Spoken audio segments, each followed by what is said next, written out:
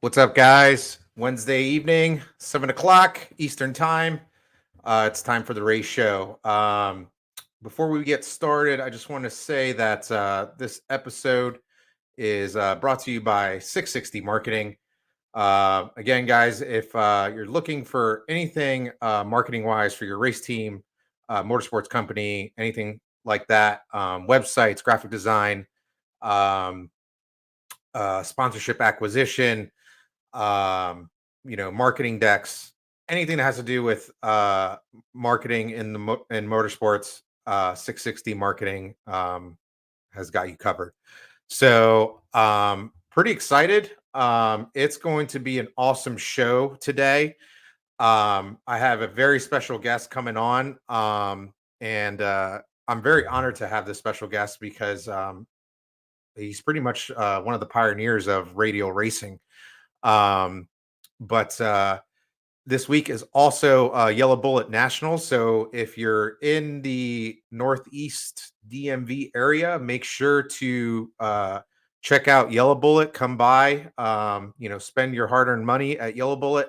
If you've never been to that event, it is amazing. One of the best events you'll ever go to for heads up racing. And it's just the action is just jam packed, and Cecil County Dragway is awesome facility. And I live 30 minutes away from there, so I'm very fortunate to live close to such a great racetrack. But without further ado, I'm going to bring on my guest, Mr. John Sears. How are you, bud? Doing well. How are you tonight? Pretty good, man. Pretty good. It's Wednesday night. Weather's good. Warm. I'm ready to hit Yellow Bullet this weekend. And I'm sure you are as well.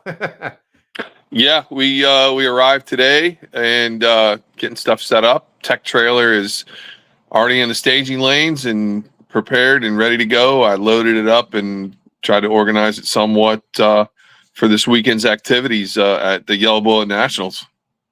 Awesome. So you have a long history with Yellow Bullet.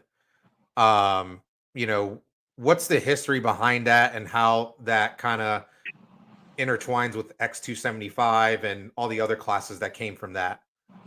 Well, that's a great question. The website was started like in 2005, Right. and it was just an awesome place for everybody to kind of get together. We had another message board, a BFG drag radio board, and there was the Heads Up Review message board as well. And Yellow Bullet took it to a new level with access to so many different racers, so many different companies, so many different tuners. I don't know, it just kind of blew everything up. And it was a great platform to reach out to people and see what they were interested in and see what kind of racing people were looking for. And that was on the cusp of all the early drag radio stuff that started, in the late 90s and everything else like that. And, right. As the early 2000s came on, Outlaw Drag Radio was running quarter mile, and it was getting just so fast. A lot of us lower buck guys and small buck nitrous guys didn't really have a place to race. And that's kind of how X started. I just put feelers out on Yellow Bullet, and it was, like I said, it was a great platform. And we got started in Virginia and Maryland, both at VMP and at Budds Creek with Jason Miller and his group up there, and worked closely with Adam Pritchett and Nate Pritchett, 1320. And, X275 was a staple with their organization when they started their deal, so it was a great platform to get things started. And Monty really was sort of on the cutting edge of all this stuff. And a lot of people go, oh man, it was just a free for all and it was a shit show and everything else like that. But in the end, there was a lot of us out there that understood what the platform was about. And that was about reaching out and helping, drag racing grow. Yeah, I remember the platform very well. This was obviously before yeah, like, Facebook was around, but it wasn't how it is now. Like, you didn't have your Facebook private groups like you have now. You had forums, internet forums, and yellow like I was on Yellow Bullet, but I never posted on there. You know how it was, It was a Wild West. yeah, like if you said something dumb, you get chewed alive. So, at that time, I was, you know, not like I was involved in heads up racing, but not really. You know what I mean? So I kind of just sat in the back corner and just watched everybody, talk shop and argue and set up match races, set up grudge races, and all that fun stuff. But it was such a great website for sure. It was a I don't know, it was sort of like a renaissance, right? Like Yeah, just the ability to get race results even, right? yeah, Like think about that for a minute with hmm all the people out there with their, the old school digital cameras back in the day. And it was, people posting up race results and people, putting pictures up and behind yeah, the scenes stuff and everything else like that. That was stuff that you always had to wait, for your favorite magazine or to come out, or, your favorite website would do a feature on a car or something, but it wouldn't be for, a couple of months, or, or they do a feature on a race, but it would take a while for everything. Man, we were literally working in a tower sometimes at Budds Creek and at VMP, loading results immediately after the round with pictures and um, run sheets and hmm qualifying sheets and everything else like that. So it was, to me, it's what's kind of missing today, with drag racing and stuff. We have all gotten spoiled with the instantaneous yeah. results, and hey, how come this isn't been put up or whatever on your favorite Facebook page or what have you. So I don't know, just Yellow Bullet, as far as I'm concerned, with the reach it had and with the amount of people that you could talk to and get in touch with, and behind the scenes, you could message somebody and go, "Hey, man, what's your email? I'd like to run a few things by you." Of course, like you said, not being comfortable putting something out in the public eye in some of those Yeah. forums, because those guys would eat you alive. And I'm Yep. one of those guys that used to just get chewed up and spit out on the regular. Yeah. So let's backtrack a little bit. You have such a rich history in drag racing, but like, how did you get started? Like, for people that don't really know you on a personal level, how did that all come about? Like, how did you get started? Well, my big thing was I was sort of always into cars. Um, my father and his father owned a automotive parts store Hmm. that had also repair bays and whatnot out back, and that was in New Jersey back in the '60s. And I think it's in my DNA. Cars are in my DNA, so I always had this sort of fondness for cars. And of course, I'm 58 years old, and a lot of the muscle cars that people are really fond of nowadays, um were still just daily commuters in the 70s and 80s. So I just remember those cars, just being part of life. And then as things transpired and I got a little bit older, um I raced dirt bikes and a bunch of other stuff, BMX bikes and whatnot. And so the racing bug kind of bit me. And the next level, I think, was cars and drag racing, just because it's pure and raw as far as the amount of horsepower and putting it to the ground and just going as fast as you can in 1320 or 660, whatever flavor you decide. So that's What, kind of what, where it all came about. what was your first drag car? My first drag car. Well, I hate to say it was a 74 hatchback Nova with a small block 350, that I could never get running right, but I put headers on it and an intake on it and carburetor, and didn't know anything about, installing gears at the time, but of course you got to have your air shocks and you got to have your big, L60 tires out back. And, of course, when you loaded you and your buddies and whatnot in the car, the tires always rubbed. And, it was fun. It was a learning experience. But of course, with like a 273 or a 308 gear and that tall of a tire back there, it was a bit of a dud, but Yeah. didn't matter, man. I was young and I was having fun. And after high school, I wound up joining the military, became a jet engine mechanic for the Navy, and then transferred into the Air Force. And once I got out of the Navy in '88, I purchased what became my first like true drag car, which was a '69 Chevelle 300 Deluxe deal. Nice. So that's one of the cars that literally I took it from a bench seat, power glide, 6-cylinder rubber floor mat car into something that ran like low tens on BFGs, probably 99, 2000 timeframe. Wow. Now, when you did that car, was it always like a heads up car or like a index car? Or did you like dabble in bracket racing? Like, I bracket raced and I heads up raced. There wasn't a whole lot of index racing going on at the time. Mhm. And that was one of the things that I was like, man, if I could just, I'd love to be able to run the pro tree, but I don't have enough, to run with some of these guys. And I'd love to find a way to do that. But man, I dailied that car for a long time too, Right. with various small blocks in it and everything else like that, just because I loved driving the car and I loved having it. And actually met Jeff Smith of Chevy High Performance. And in 2001, he did an article on the car, which was, one of those bucket list items, one of those dreams come true. So it was a pretty cool deal. Awesome. So, let's fast forward to X275. How did that all start? Because I think I don't even know the full story of how that all started and how that came to be. Give me the whole rundown on that.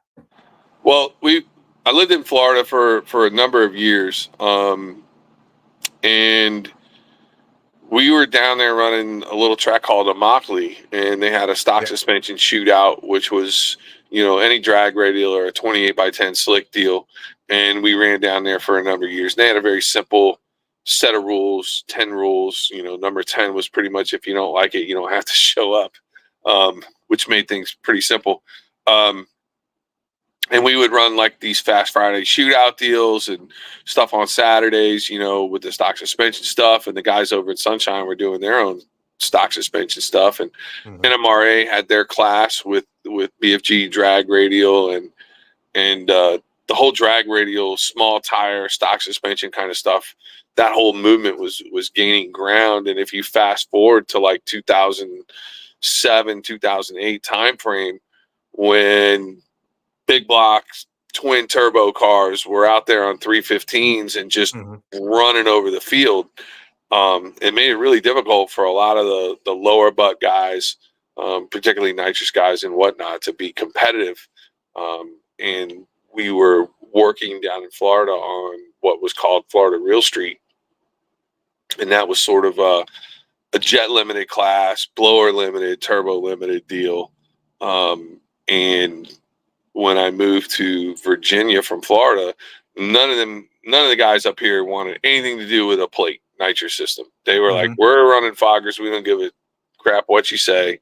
And so I sort of morphed the rule set that I had in my head for what was the precursor to X275 and allowed foggers and this, that, and the other thing. And VMP gave us an opportunity. They said, if you can get 8 cars to show up, we'll put up, $800 or whatever it was at the time. And I wound up running up to Shelly Smith Mhm. in the finals of that first race. And I met 2 really good friends. I think I sent you a picture of it, where we kind of recreated the photo from way back then.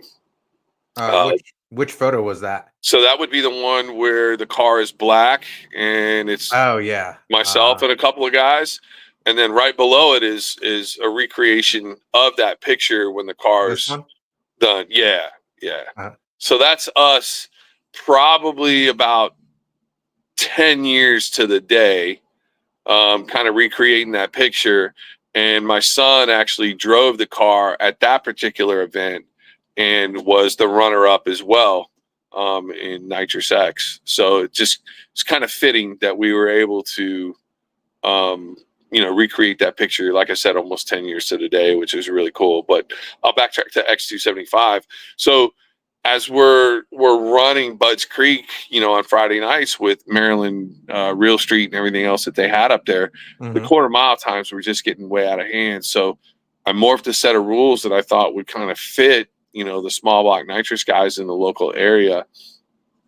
And things sort of escalated from there. And I got with Monster Jones and Larry at Custom Tees, and we did an event at Budds Creek, and they're like, hey, we got a bunch of guys that want to bring in, a big block nitrous car, and can you give them a weight? We'd love to have them over here. And what can you do about turbos and blowers? And, then we said, well, like a 4788 turbo and a F1R blower, and 9/8 deck, no more than 588 inches of big block nitrous. And that's kind of how it came about. And we just kind of refined that rule set. And I worked with Jason Miller again, and Nate, and one of the guys in the pictures, Randy Van Raden, one of my good friends. We all kind of sat down at a Pizza Hut, and we had paper and pen out as we were eating pizza, and we just kind of got the rules to where we figured they would work, and kind of the rest is history, man. It blew up, and people were excited. And my son was doing early YouTube videos in 2008, 2009, with all the racing, and that's kind of how we sold it to Jason, was the the production of the videos post race, and getting stuff up. That's him there in my driving suit. You can see my driving suit's a little big on him. That's awesome. But again, it's one of those things where it just kind of grew and grew and grew. And then, I knew Donald Long from when I lived in Florida, and when, they started the Radial Outlaw stuff, at Bradenton, and then moved to SGMP. It was brought on as like an Outlaw 28 versus 275 deal. First off, just to sort of see what traction it would get. And then eventually, he allowed us to call it, by its name that we had in the Northeast, which is X275, and brought it on. And, it's an unruly beast. And I'm in a, sort of a state of flux right now with the class, just because things have gotten so fast. Yeah. And as hard as you work to try to keep things in check and in control, people are very smart, and they're able to go very fast.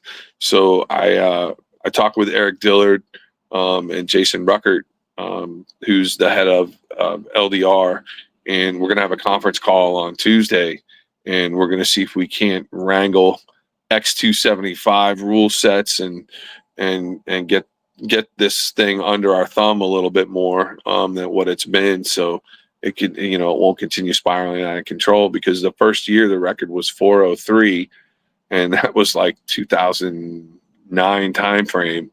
And here we are, 2024, and we had White Rice, with a 2J and turbo, go out there and run 403 earlier this year. So again, as hard as you try to keep things under control, it's very difficult. Well, yeah, I think it also has to do with technology too, right? Companies, building new parts, coming out with new stuff to make cars go faster, go down the track more straight, things like that. Is that probably one of the hardest parts about your job, is like, trying to make everything fair for everybody, so everyone has a chance of winning. But like you said, like, racers are extremely smart. Racers are like engineers. They'll figure out a way to, go faster, or, find something around the rules that hasn't been set yet. You know what I mean? Is that the hardest part about your job, you would say?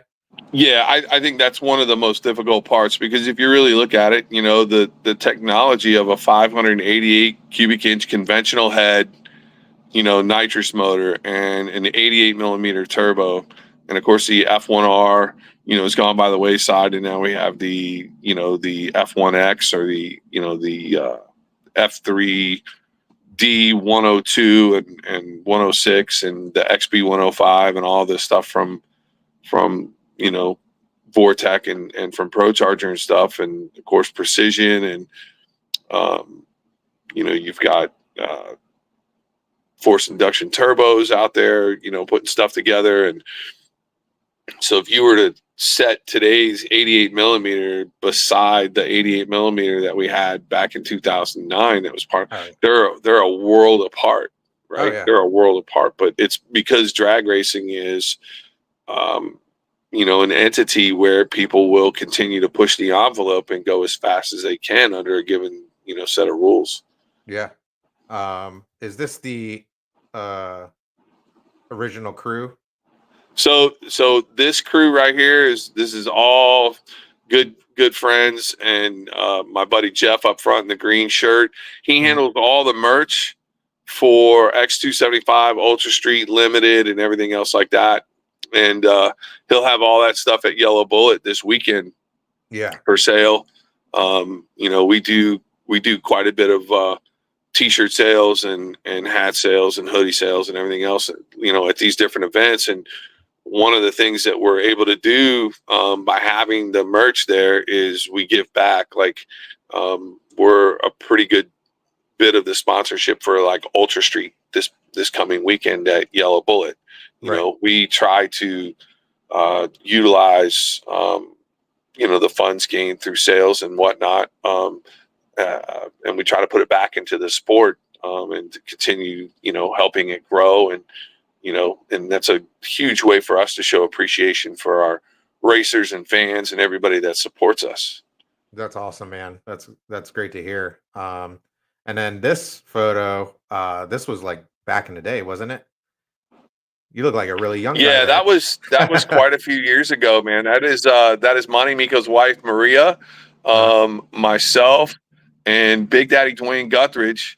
Um, Everybody will tell you I'm standing on a box next to him, but he is one of the godfathers of the drag radial movement. That guy is, you know, he put a lot of effort in back in the day with NMRA. And of course, if you ever get a chance to talk to him, um, he'll tell you about all the emails that I sent him when we were trying to get drag radial started in Orlando at the World Street Nationals. And he saved all those emails and everything else like that. And I would go on the NMRA message board and I would just trash talk all those guys over there to see if I could get them to come, you know, and support drag radial in Orlando, because they had their own thing. But by the time, you know, World Street Nationals came around, they were already done at the NMRA for the season. So there was plenty of opportunity for, you know, Dwayne and people like Chris Little to come on out to Orlando, which quite a few of them did.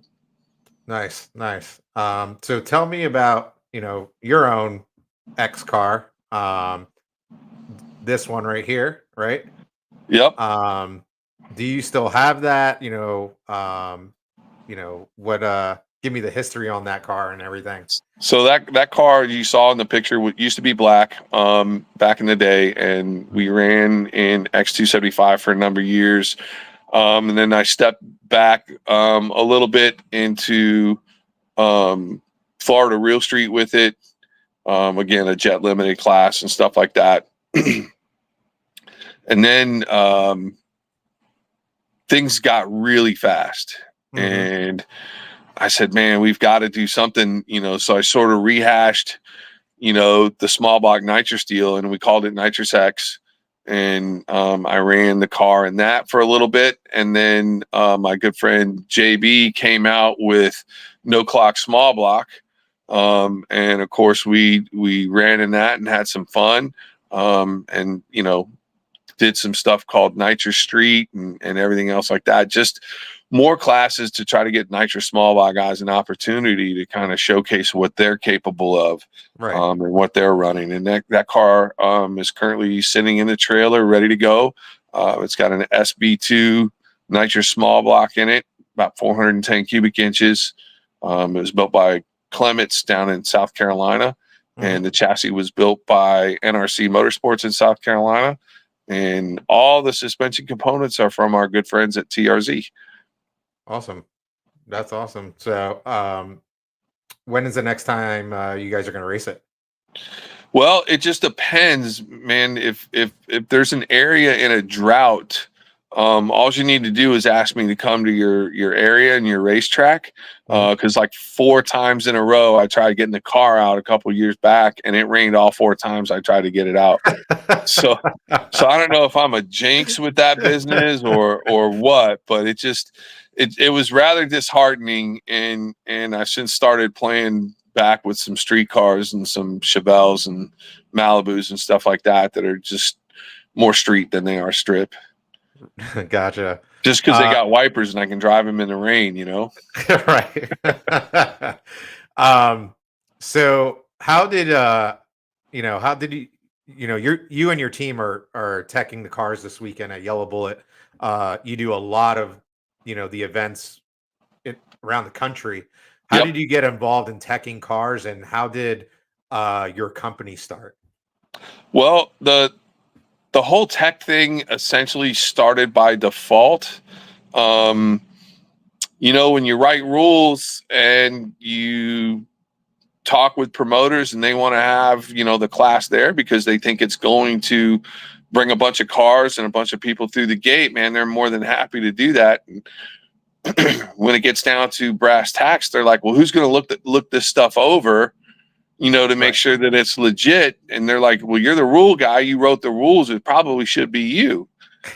And I'm like, well, I want to race. Right. And I want to race in that class. And it just, I didn't want it to become a conflict where I'm writing rules and I'm also racing in the class. So we kind of stepped out of that role. And that's why, we ran a bunch of the other stuff that we didn't have a huge say in the rules or it wasn't a conflict, people didn't have an issue with it and stuff like that. So through the years, as all this stuff grew, I was constantly doing, the lights out and the no mercy stuff. And I was still working a full-time job and as a facility management guy for the Park Service in Virginia. And the more I got out there and the more my face got out there, the more the classes were recognized and people were like, hey, can you come to Texas to tech X275 and maybe some of these other classes? And I'm like, yeah, I'll go. And, they're paying me and covering my flights and hotels and rental cars and all that other business. And it's like, wow, this is pretty cool. And I got, to the point where I was thinking about retirement and leaving the Park Service. And that's kind of how the RTRA came about, because that was a racing organization down in Texas. And those guys weren't using the name anymore. And I really wanted something to kind of personify the radial stuff that we do. And that's where Radial Tire Racing Association came in. And that sort of took the place of our X275 Motorsports and X275 Championship Series. Nice. Yeah. But you also, tech other stuff too. You tech pro mods, things like that, right? Right. So as this grew, and as things transpired, people find out that you're retired now and that your schedule's a little more open. Right. I'm fortunate enough that people have come to me and they go, hey man, we'd love, for you to do our event. And some of the events I was already at and I was doing the radial stuff, but I wasn't doing some of the other stuff, and just learned and branched out and was in the right place at the right time and benefited greatly from, all the things that I learned and all the people that I got an opportunity to work with and for. And that once I retired, it morphed into the tech director position at PDRA. And then I was fortunate enough to be named competition director for the World Series of Pro Mod. and work with Wes Buck and his crew there. Yep. And you know, that's something that I hold near and dear to my heart, because that's an amazing event. The positive energy at that race is unparalleled, you know, as far as pro mod racing goes. And I really think Wes is trying to grow pro mod racing, in particular with Victor at Bradenton, with this 3-race deal that they're doing over the winter at the Snowbirds, the U.S. National, or U.S. Street Nationals, and of course the World Series of Pro Mod, where it, you know, culminates in, you know, to $100,000 payday. And again, I'm fortunate enough to be able to do that. And then that in turn, you know, you get to talking to people, and next thing you know, you're being asked to go to do drag and drive events like, you know, Drag Week, which we have coming up in a couple of weeks, you know, work for Hot Rod and Motor Trend, you know, working for Tom Bailey at Sick Week and Sick Summer, and getting to do all those. And those events are amazing. The people are just phenomenal when you go to those events, because the big thing is most people that go to those, they're just happy to be there and they're happy to make it through the week. There are some people that are very competitive, and they want to win their class and everything else like that. And God love them, because it is a grind. It is a 6-day grind that these folks put themselves through with their cars, and going to multiple different tracks and racing and putting transmissions in the car on the side of the highway and all that other business that a lot of people would think is just insane. Yeah. It's just normal for those guys that do that stuff. So that's kind of where we're at. And then earlier this year, I decided, you know, to relinquish my position at PDRA, and you know, was sort of wondering, you know, what's next and where am I going to go and what's this mean for the RTRA and everything else like that. And No Prep Kings gave us a shout, and I was able to fill the role for them as their tech guy, and help them, you know, iron out some rules and everything else like that. And then I've got other staff that have worked the events. Jennifer Briggs, who's working the pro mod stuff with me and the radio stuff with me this weekend at Yellow Bullet. I've got Mike Washington, who's a really good guy working chassis search and stuff like that. And he works for Pro Media and PDRA as well. So we've got quite a few people like on the RTRA staff. Of course, they're all, you know, 1099 employees and everything else like that. But between myself, Jennifer, Mike Washington, Eddie Maloney, Jesse Burke out of Texas, Rick Dodge when he's available, and then Vinny Ludicina at who's now the PDRA tech director. You know, we can plug and play a lot of these people into multiple different events, and you know, really provide, you know, a solid amount of tech and consistency in our program. And I think that's one of the biggest things is we all rely on one another. We all have our strengths. We all have our weaknesses. And the fact that we've all worked these different events together, I think it really gives us an opportunity to give a promoter or a track owner or a track manager or somebody that's doing an event an opportunity really to elevate what they do as far as inspections on the cars. Yeah. I guess I was just going to say, I'm sure in the beginning it was hard because you couldn't, you know, you can't duplicate yourself, right? Right. So I'm sure it was hard in the beginning because I'm sure, you know, sometimes, you know, this event wanted you and then this event over here wanted you, and you probably couldn't do both. But now it seems like you have a pretty strong team where you can be at multiple events at once in one weekend or whatever. You know, does that take like a lot of training on your part when you first bring somebody on, or how does that look like internally? Well, it really just depends on the individual themselves, right? Like we can take somebody that has a lot of knowledge and get them trained up. They're not going to be at an extreme high level. They're not going to be able to recognize certain things that they're looking at within an engine combination or whatever. But that comes in time. You know, Right. that's one of those things. And if somebody was willing to put in the time and the effort, well, we're willing to train them to get to where they need to be. All the folks that are on the RTRA team all have strengths, you know, and they've all been at this for a long amount of time. Do they know, you know, maybe a certain set of rules inside and out, like the back of their hand? Maybe not, but you know what? They're going to be able to make good, sound decisions at the racetrack. First and foremost, of course, is on the safety side of things, because we're all NHRA bronze or NHRA silver card holders. So that's one of the big things with us is we always start on the safety side first and foremost, and then we get into, you know, the actual class rules, the performance tech, and all that other stuff. Gotcha. Here's a loaded question for you. What's one thing you love most about your job, and one thing you hate most about your job? I think the thing I love the most about this is seeing the racers when they come off the racetrack and their performance is really good, or they've won an event, or they've qualified number one, or they've gotten a personal best.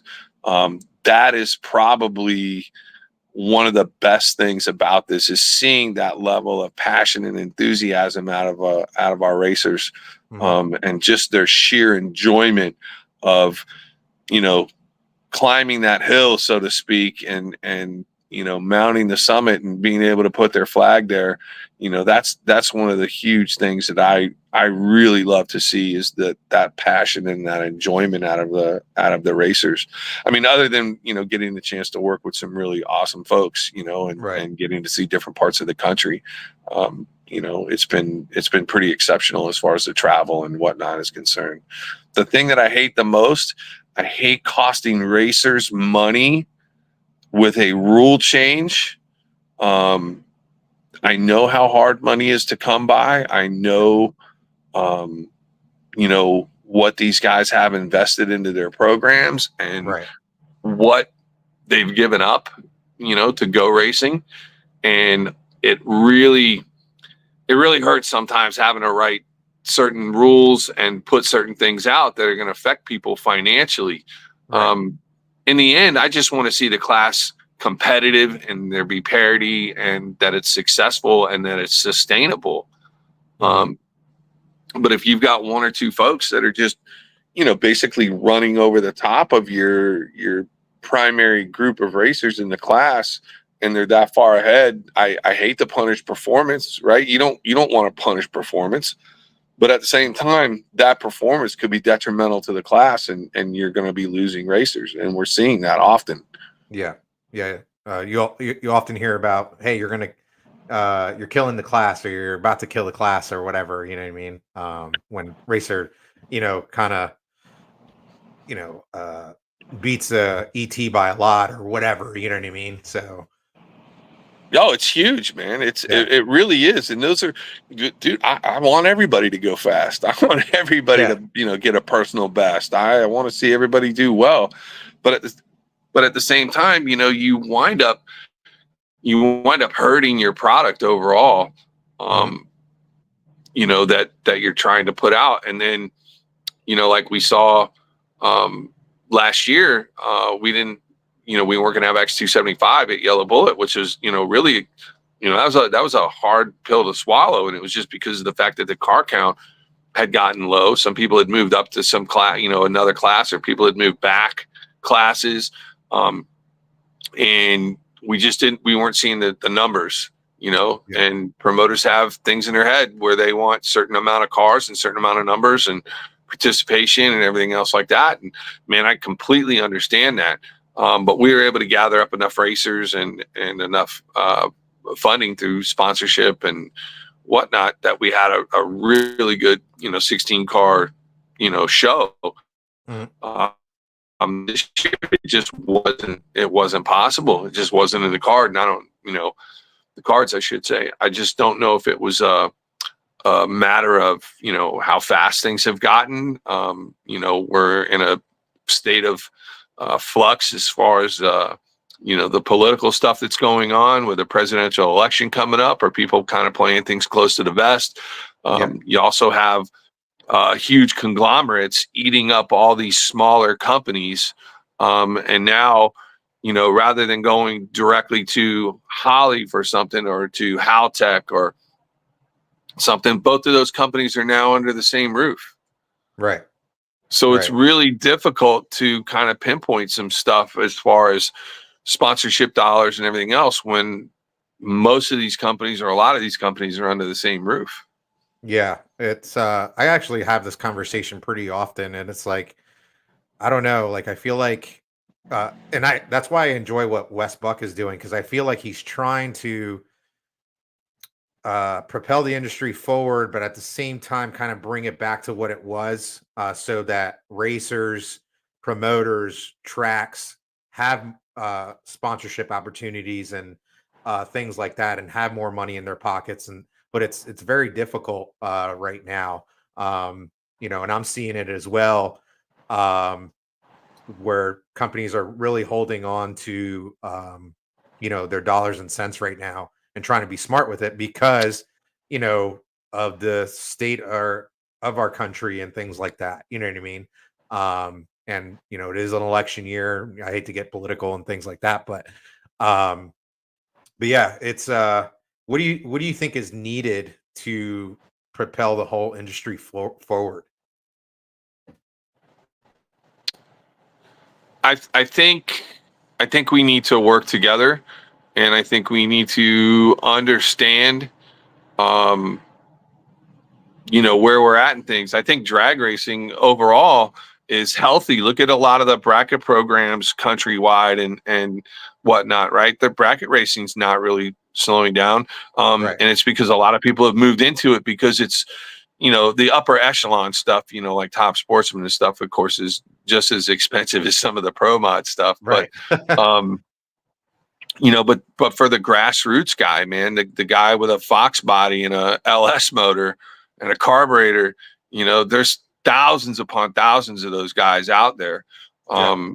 And those are the ones that we need to look for and look to, because, as you go up the food chain, things start to get a little bit more narrow, right? Like, you've got a pretty broad base, but as you climb up the ladder there, like, look at how many Top Fuel teams there are overall, and Top Fuel funny car teams, and pro stock teams, and then pro mod teams, and things of that nature there. Now it grows a little bit as you get, it's almost like a pyramid, right?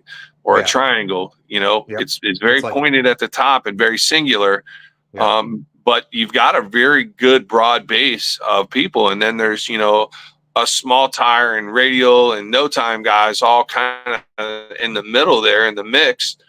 And I really just think it's going to take everyone working together and being cognizant of trying to help promote and to put a positive face on the sport, that's all I've ever wanted to do. Yeah, I think drag racing, even though, like, the economy is not that great, but I think drag racing is in a great spot right now, because there's so much drag racing. PDRA, NHRA. You have your no time grudge stuff. You have no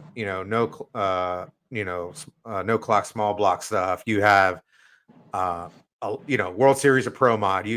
All that stuff that Wes Buck is doing. It's like there's a lot of it, and a lot of good racing out there right now. But yeah, I agree with you. I think we all need to come together, put our heads together, and just keep propelling it forward. You know what I mean? In the so I love the grudge world, the no time world. You know what I mean? That's mainly what I race in. What do you think? And you race in it as well, and you do the no time small block, no clock small block stuff. What do you think is needed for that particular segment to propel forward? That's a tough question, because the grudge scene is always been, run what you brung and hope you brought enough. Right. And now it is moved somewhat into shootouts. Yeah. And not actual grudge racing, right? Somebody's Right. putting up the cash, and 15, 18 cars are going out there trying to run for the cash. So it's now it's no time, right? It's just a no time shootout. Mhm. And there's always some rules that go along with that, right? Like, Right. you can only, run a 275 tire, and there's no tube chassis, pro mod, pro stock style body stuff and whatnot, stock, wheelbase within 2 inches or something along that line there. And I think what folks need to do is they need to, sort of bring back some of that grudge racing and some of that attitude back to grudge and no time racing. That's what made it right. Look what Mike Hill's done with the 484 stuff. He's done a right? phenomenal job. He's Yeah. done an amazing job with the 484 stuff. You know why? Because them guys come to win, and they come with some attitude, and they Right. go out there, and people can call it a class or they can call it whatever, but they bring it, and they bring a show, and they're there to win. And Right. there's no complaining. There's no getting online, bitching that this guy's got this and I don't have that and whatnot. You know what? You signed the waiver when you walked into the gate, and you signed the tech card saying that you're going to enter 484. So you understand what you're getting into at that point. And I think a lot more people out there need to understand that. Yeah. And I think Mike has done a great job. I think Lance and Travis have done a phenomenal job with Carolina No Time. Peso just had a killer event and paid out good money up there in Michigan. I think that's one of those deals where, if there's a little more attitude and a little less worry about what the other guys got in the other lane, and go out there and see how you stack up. I think that's what's really going to bring the no time and grudge world back, into the forefront. I think Because the pendulum always swings, right? Yep. You'll see there'll be highs and lows and stuff like that, but it always swings back. Yep. Yeah. I think a lot of that has to do with guys being afraid to lose and getting ridiculed online. And it's like, who gives a shit? Just get in the paint and race. You know what I mean? Absolutely. Think about this: in a 32 car field, we'll say Ultra Street, right? 31 of those guys go home not winners. Right. It's a drag race, man. Yeah. And only one person is going to survive at the end when they use a ladder. You don't see people when they're playing college basketball and the Sweet 16 is on. That Gonzaga's mad that they got to go, play, NC State or something like that. They know what they got into. They know what they signed up for. Right. Yeah. That's a good point. And we talked a little bit about what's going to propel the industry forward, but if you could snap your fingers like that and change one thing about the drag racing industry in general, what would it be? The lack of TV exposure for stuff that's not NHRA. I couldn't agree more. I think we need to get. Listen, I'm working with the MPK group right now. They've been just phenomenal to work with, man. They're just a really good group of racers, just like you and me. They want to race and they want to win.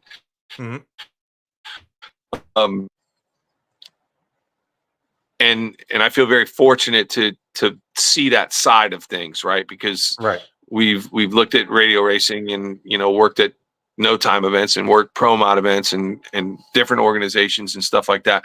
But if you look at what they've done by bringing in the average Joe to watch their show every Monday night or Wednesday night, whenever it was on, and that translated into asses in the seats at all their events and long lines for merch and things of that nature there. That's what's missing. That mainstream TV exposure is what's really missing. That, and of course, RTRA logos all over everything, and me and my staff getting hired for more events than we can work, so we can hire more people. That's awesome.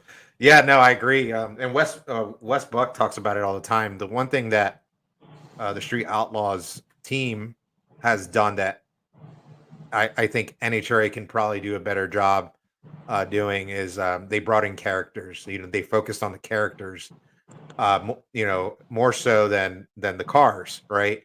The cars were the plus side of things, right? But people really, the regular Joe really fell in love with, that character or this character. You know what I mean?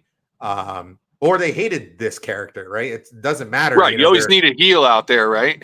Exactly. So, and I agree with you. I think there needs to be more coverage of everything. You know what I mean? Really, that good racing. Like, wouldn't it be great for Mike Hill to have his own TV show about his series? You know what I mean? That'd be phenomenal. Absolutely. But obviously, it takes a lot of money to do stuff like that. So,